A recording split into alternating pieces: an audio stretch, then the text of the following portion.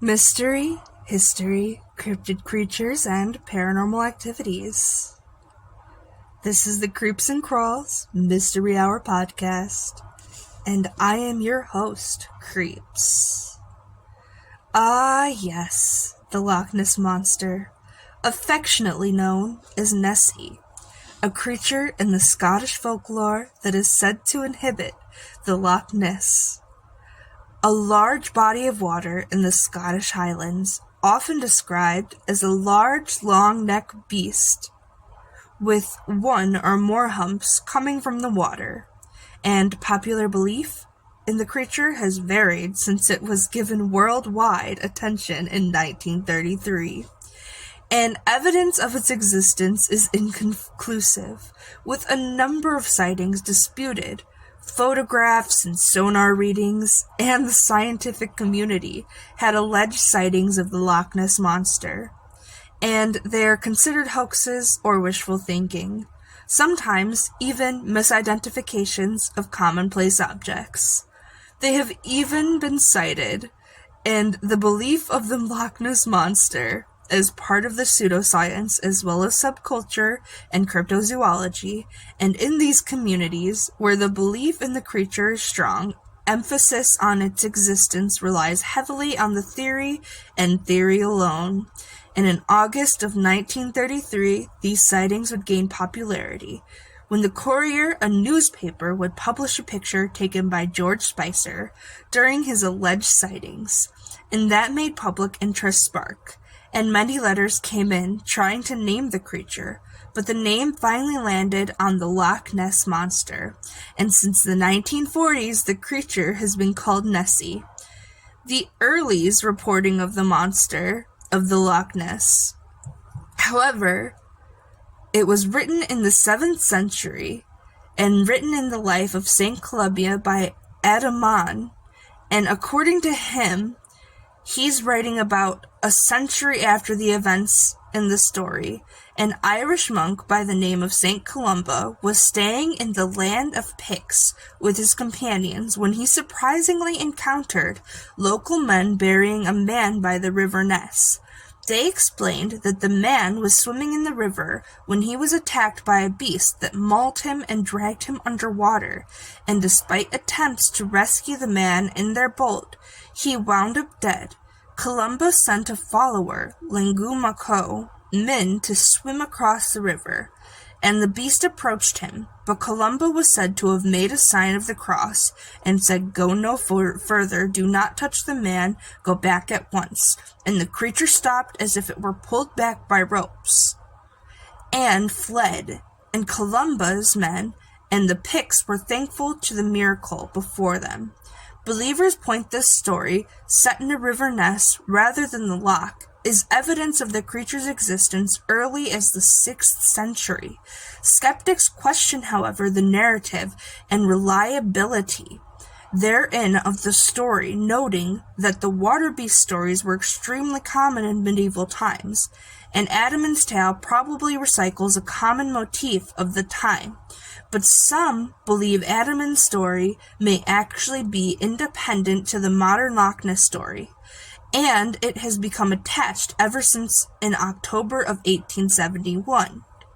Another sighting by a 1D Mackenzie, who claimed to have seen an object resembling a log or upturned boat wiggling and turning up the water, moving slowly at first before disappearing at a faster speed, and the account was not published until 1934 when Mackenzie sent the story to Rupert Gould. Shortly after interest arose in the creature in 1888, a mason by the name of Alexander MacDonald sighting a large stubby-legged animal surfacing from the loch, and it propelled itself 50 yards from the shore, where MacDonald was standing. MacDonald reporting this sighting to a Loch Ness water bailiff, Alex Campbell, and described the creature as a giant salamander, and in 1933 the best-known account was made in an article that caught public attention, and on May 2, 1933, in the Inverness Courier, an article was published describing a large beast or whale-like fish, and it was published and reported by a one Alex Campbell, the water bailiff and part-time reporter, it seems. We mentioned earlier to one Aldi McKay and discussed a ginormous creature with the body of a whale rolling out of the water and on the loch while she and her husband John were driving on the A2 on the 15th of April 1933, and the word monster was applied for the first time in Campbell's article, although some reporters claimed that it was coined by Evan Barron, though that was never proven. According to an article in 2013, McKay said that she had yelled "Stop the Beast" when viewing the spectacle, and in the 1980s, a journalist interviewed her, and she had admitted to knowing that there had been an oral tradition of a beast in the loch, well before her sighting, and even in Campbell's article, she used this quote, "Loch Ness, for generations, it has been credited with being home of a fearsome-looking monster." George Spice in 1933 and his wife saw a, quote, "most extraordinary form of animal cross the road in front of their car." They described the creature as having a large body and a long wavy neck, slightly thicker than an elephant's trunk, and they had seen no limbs, and it lurched across the road towards the loch 20 yards away, leaving a rail of broken squished undergrowth along the way. He also described it as, quote, "the nearest approach of a dragon or prehistoric animal that he had ever seen, and as having a long neck that moved up and down in a manner of scenic railway, and that it had an animal in its mouth, and had a body that was fairly big with a high back, but if there were any feet, they must have been the webbed kind. As for a tail, I cannot say, as it moved so rapidly, and when we got to see it, it had disappeared into the loch." Though he was the first to describe the creature of a paleosauric-like dinosaur, evidence suggests by research in Columbia University in 2013 proved that this part of the story may be possibly fake.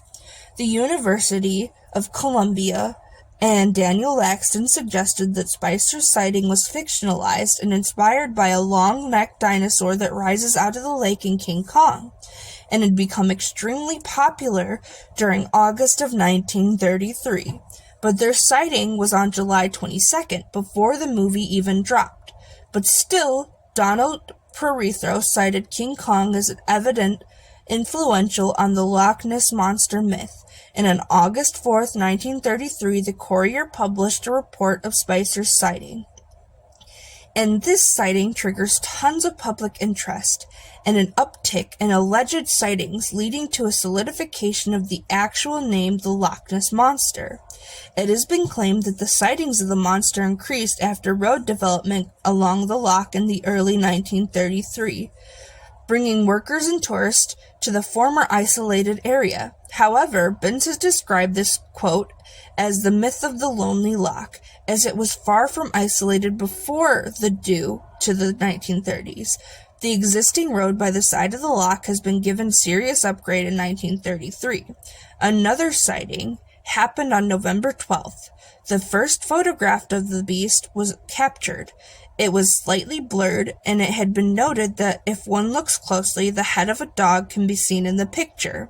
It was taken by a one Hugh Gray, and Gray had taken his Labrador for a walk that day, and it is suspected that the photosaur actually of his dog fetching a stick from the loch. Others say it depicts an otter or a swan. The original negative was lost, however. In 1963, Maurice Burton came into possession of 2 lantern slides, contact positives from the original negative, and when projected onto a screen, it is said they depict an otter rolling onto the surface in a characteristic fashion. There are a few more, but the most famous is the surgeon's photograph, taken by Robert Kenneth Wilson, a London gynecologist, and it was published to Daily Mail on the 21st of April, 1934. but he refused to use his name, which led to it being known as the surgeon's photograph, which depicts supposedly the head and neck of the monster. According to Wilson, he was looking at the lock when he saw the monster and pulled out his camera and snapped 4 photos as it was descending back into the lake. Only 2 exposures, however, came out clearly. The first shows the head and the back. The second shows a similar head in a diving position. Those 2 photos would become well known, and the second attracting the public with its blurriness for 60 years. These photos were considered evidence of the monster's existence, although skeptics dismissed it as driftwood, an elephant, an otter, or a bird. The photo's scale was controversial. It is often shown cropped, making the creature seem large, and the ripples like the waves, while the uncropped shot shows the other end of the lock and the monster in the center.